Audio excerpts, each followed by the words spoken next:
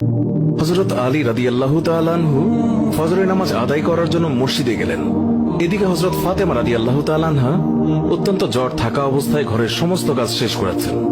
আলী রাদিয়াল্লাহু তাআলা আনহু মসজিদ থেকে এসে দেখলেন ফাতেমা কাঁদছেন। তিনি প্রশ্ন করলেন, ফাতেমা, তুমি কাঁদছো কেন? ফাতেমা রাদিয়াল্লাহু তাআলা আনহা কোনো উত্তর না দিয়ে তখনও আরো জোরে জোরে কাঁদতে লাগলেন। আলী রাদিয়াল্লাহু তাআলা আনহু কয়েকবার প্রশ্ন করার পর মা ফাতেমা কাঁদতে কাঁদতে বলল, আমি স্বপ্নের মধ্যে দেখেছি আমার আব্বাজান হযরত মুহাম্মদ সাল্লাল্লাহু আলাইহি ওয়াসাল্লাম আমার ঘরের মধ্যে ঢুকে কি যেন তালাশ করছেন। ঘর থেকে বের হওয়ার সময় আমি পেছন দিক থেকে আমার আব্বাজানকে ডাক দিলাম, ও আব্বাজান, আপনি কি তালাশ করছেন? আব্বাজান তখন বললেন, ও আমার ফাতিমা, আমি তো তোমাকেই তালাশ করছি, তোমাকে নিয়ে যাওয়ার জন্য।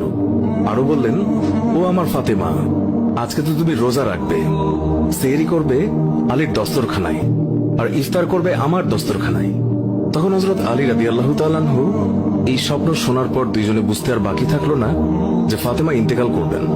দুজনে আরো জোরে জোরে কাঁদতে লাগলেন। এই সময়ের মধ্যে হযরত হাসান এবং হুসাইন রাদিয়াল্লাহু তাআলা আনহু এসে তারা জিজ্ঞাসা করলেন, আব্বাজান, আম্মাজান, আপনারা কেন কান্না করছেন? ফাতেমা রাদিয়াল্লাহু তাআলা আনহুর একটি অভ্যাস ছিল, যখন হাসান হুসাইন তাকে কোনো কাজে বিরক্ত করতেন তখন দুইজনকে নানাজানের কবরের কাছে যেতে বলতেন। আজকেও ফাতেমা বললেন, তোমরা দুই ভাই নানার কবরের কাছে যাও।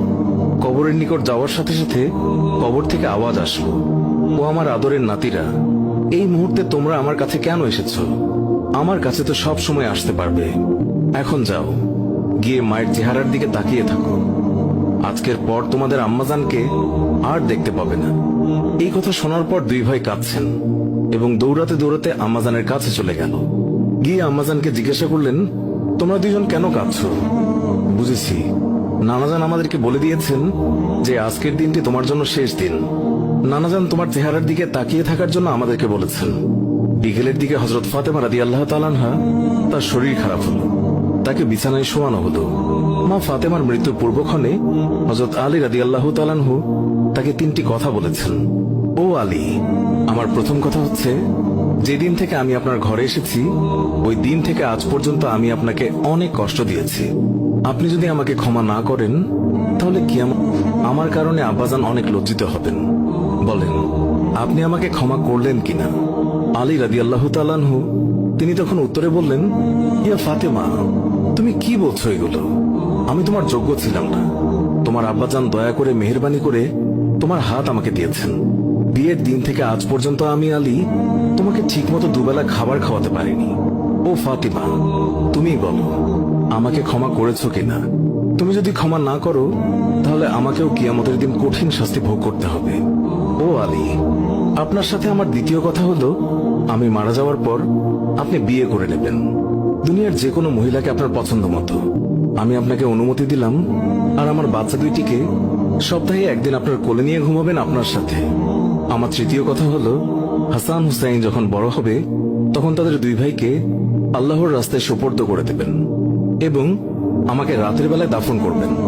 হযরত আলী রাদিয়াল্লাহু তাআলা আনহু বললেন, তুমি নবীর মেয়ে, আমি সবখানে খবর দিয়ে তোমায় দাফন করব, এতে সমস্যা কি? হযরত ফাতেমা রাদিয়াল্লাহু তাআলা আনহা তিনি এর উত্তরে বললেন, আমার কাফনের উপর দিয়ে সবাই অনুমান করবে নবীর মেয়ে কতটুকু লম্বা ছিল, কতটুকু স্বাস্থ্যবান ছিল, এতে আমার পর্দা ভঙ্গ হবে।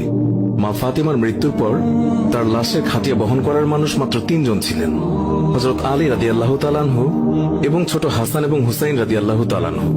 হযরত আলী ভাবছেন যে লাশের খাটিয়া বহন করার আরো একজনের প্রয়োজন হবে, তাহলে 4 কোনায় 4 জন কাঁধে নিতে পারবেন। এমন সময় হযরত আবু যর গিফারী রাদিয়াল্লাহু তাআলা আনহু তিনি হঠাৎ করে উপস্থিত হলেন এবং খাটিয়ার কোনা বহন করলেন। হযরত আলী প্রশ্ন করলেন, হে আবু যর, আমি তো কাউকেই বলিনি, তাহলে আপনি জানলেন কিভাবে? তখন হযরত আবু যর গিফারী রাদিয়াল্লাহু তাআলা আনহু বললেন, আমি আল্লাহর রাসূল সাল্লাল্লাহু আলাইহি ওয়াসাল্লামকে স্বপ্নে দেখেছি। তিনি বললেন, হে আবু যর, আমার ফাতেমার লাশ বহন করার জন্য লোকের অভাব, তুমি তাড়াতাড়ি চলে যাও। ও আলী, আমাকে তো হুজুর সাল্লাল্লাহু আলাইহি ওয়াসাল্লাম আসতে বলেছেন, তাই আমি এসেছি। তোমরা তো আমাকে বলনি। রাতে এসে রাসূলুল্লাহ সাল্লাল্লাহু আলাইহি ওয়াসাল্লাম তিনি স্বপ্নে বলে গিয়েছেন হযরত ফাতেমা রাদিয়াল্লাহু তাআলা আনহুকে যখন কবরে নামাচ্ছেন তখন হযরত আবু যর গিফারী রাদিয়াল্লাহু তাআলা আনহু কবরের কাছে গিয়ে কবরকে উদ্দেশ্য করে বললেন, হে কবর, তুই কি জানিস আজকে তোর মধ্যে কাকে রাখছি? উনি হচ্ছেন জান্নাতের সকল মহিলাদের সর্দার। হযরত ফাতেমা রাদিয়াল্লাহু তাআলা আনহার কবর থেকে কোনো আওয়াজ আসলো না। তিনি আবারও বললেন, উনি হাসান এবং হুসাইনের আম্মা যান। এবারও আগের মতো কোনো আওয়াজ আসলো না। তিনি আবার পুনরায় বললেন, উনি হচ্ছেন হযরত আলী রাদিয়াল্লাহু তাআলা আনহুর স্ত্রী। তারপরও কবর থেকে কোনো আওয়াজ আসলো না। তিনি আবার বললেন, এটি দুজাহানের বাদশার মেয়ে, খবরদার বেয়াদবি করবি না। আল্লাহ তাআলা তখন কবরের জবান খুলে দিলেন। কবর বলল, আমি অন্ধকার ঘর, আমি সাপ বিচ্ছুর ঘর, আমি এমন একটি ঘর যার মধ্যে কোনো বংশ পরিচয় কাজ হয় না। আমি দুজাহানের বাদশার মেয়েকে চিনি না, আমি হযরত আলীর স্ত্রীকে চিনি না, হাসান হুসাইনের আম্মাকেও চিনি না, আমি জান্নাতের মহিলাদের সর্দারনিকেও চিনি না। আমি শুধু চিনি ঈমান এবং আমল। আমার মধ্যে যদি কেউ ভালো আমল নিয়ে আসে, তাকে আমি কবরে জান্নাতের বিছানা বিছিয়ে দেব। আর যদি কেউ খারাপ আমল নিয়ে আসে, তাকে আমি কবরের দুই দিক থেকে এমন জোরে চাপ দেব যে হাড় মাংস মাটি সব একত্রে মিশিয়ে যাবে। আল্লাহু আকবার। মানুষ জন্মালে মৃত্যুবরণ করতেই হবে। মৃত্যু কখনো বলে কয়ে আসে না, মৃত্যু কখনো ধনী গরিব দেখে হয় না। প্রত্যেক মানুষকে মৃত্যুর স্বাদ গ্রহণ করতেই হবে।